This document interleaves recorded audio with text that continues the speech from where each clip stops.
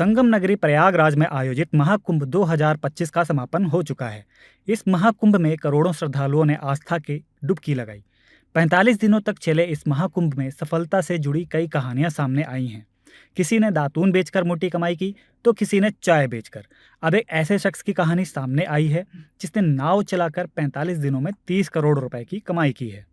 महाकुंभ में 30 करोड़ रुपए का कारोबार करने वाले नाविक का नाम है पिंटू माहरा। उत्तर प्रदेश के मुख्यमंत्री योगी आदित्यनाथ ने विधानसभा के बजट सत्र के दौरान भी उनका जिक्र किया था। पिंटू माहरा के परिवार के पास 130 नावें हैं। उनके परिवार ने महाकुंभ के दौरान सिर्फ 45 दिनों में 30 करोड़ रुपए की कमाई की है, यानी हर नाव से उन्होंने 23 लाख रुपए कमाए। अगर प्रत्येक नाव से रोजाना की कमाई की बात करें तो यह 50 से 52 हजार रुपए बनती है।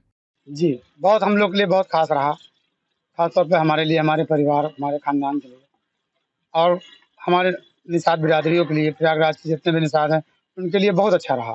बहुत कमाया है, बहुत लोगों ने कमाया। हम लोग भी कमाए हैं, हमारा पूरा खानदान, बहुत बड़ा खानदान हमारा है, 100 से ज़्यादा लोग हैं, सभी ने कमाया है पैसा, बहुत कमाया है। हमारे पास 70 थे, हमारे परिवार के पास, पूरे खानदान के पास 130 से ज़्यादा थी, जो कि हमारे पास 10 से 12 नाव पहले भी है हमारे पास। पिंटू माहरा बताते हैं कि प्रयागराज में हुए विश्व के सबसे बड़े धार्मिक आयोजन में पहली बार नाव चलाने वालों को ऐसी खुशियां मिली हैं। आम दिनों में 1000-2000 रुपए ही कमाई होती थी, लेकिन कुंभ में इतने ज्यादा श्रद्धालु आए जिससे इन्हें पूरे 45 दिन काम मिला और एक भी दिन इनकी नाव खाली नहीं रही। पिंटू माहरा बताते हैं कि उनके पास इतने रुपए नहीं थे कि वे इतनी बड़ी संख्या में नावें बनवा सकें। शुरुआत में उन्होंने 50 नावें बनवाई। एक नाव पर 70,000 रुपए लगते हैं। इस हिसाब से 50 नावों के लिए उन्हें 35 लाख रुपए की जरूरत थी, लेकिन उनके पास इतने रुपए नहीं थे, इसलिए उन्हें पत्नी और माता के गहने गिरवी रखने पड़े। कमाई हुई तो उन्होंने 20 नावें और बनवाई। इतना पैसा नहीं था हमारे पास, 35-35 लाख रुपया का नाव, 50 नाव शुरू में बनवाया था मैं, क्योंकि एक नाव में 70,000 लगते हैं। 50 नाव बनवाया, फिर उसके बाद कमाने के बाद 20 नाव बनवाया। बेटा के रहा जिद कि हम करेंगे काम, मना करा ऐसा न करो, चाहे अम्मा एक बार कराओ दो, अगर नहीं होगा हम कमा तो भरेंगे। चलो भाई करो, और करा अपना, और कृपा रहा गंगा माँ के, योगी मोदी के कि हमारा सब दुख दूर हो गया। पिंटू माहरा कहते हैं कि योगी सरकार ने जो इंतजाम कुंभ के लिए किया था, उससे श्रद्धालुओं की संख्या बढ़ी और उनको महाप्रसाद के तौर पर यह मेहनत का फल मिला।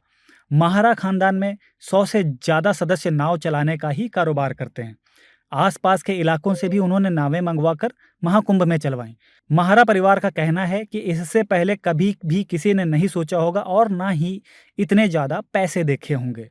जी, नाव की किस्मत बदल दिया योगी जी ने, मोदी जी ने नाव की किस्मत बदल दिया, और खास तौर पे हमारा बदला, हमारे पूरे खानदान का बदला, जो हम लोग बहुत पैसा कमाए और गंगा माता का महाप्रसाद रहा जो हम लोग को मिला। नहीं सर, 30 करोड़ तो बहुत है, लेकिन हम लोग कमाया, बहुत कमाया। आपके परिवार में जी, खानदान बहुत लंबा परिवार है, 100 लोगों से ज्यादा हम लोग का परिवार है, जो 100 लोग हम लोग लड़के हैं, जो हम लोग सब लोग 100 लोग हैं जो काम करने वाले, सभी ने कमाया। हमारे बहनों ही हैं, 10 नाव उनका है, वो भी कमाया, वो यहीं रहते हैं हमारे साथ। नहीं, इतना उम्मीद नहीं था, लेकिन हमें उम्मीद था, इसीलिए मैं अपना नसत्ता नाव बनवाया, क्योंकि योगी जी थे, मोदी जी थे, तो ये जब वो है सब कुछ मुमकिन है।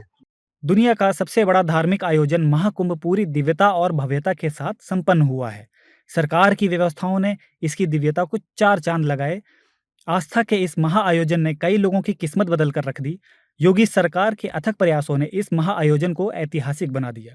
आस्था, श्रद्धा और समर्पण के इस अद्भुत संगम के आने वाले कई सालों तक उदाहरण दिए जाएंगे।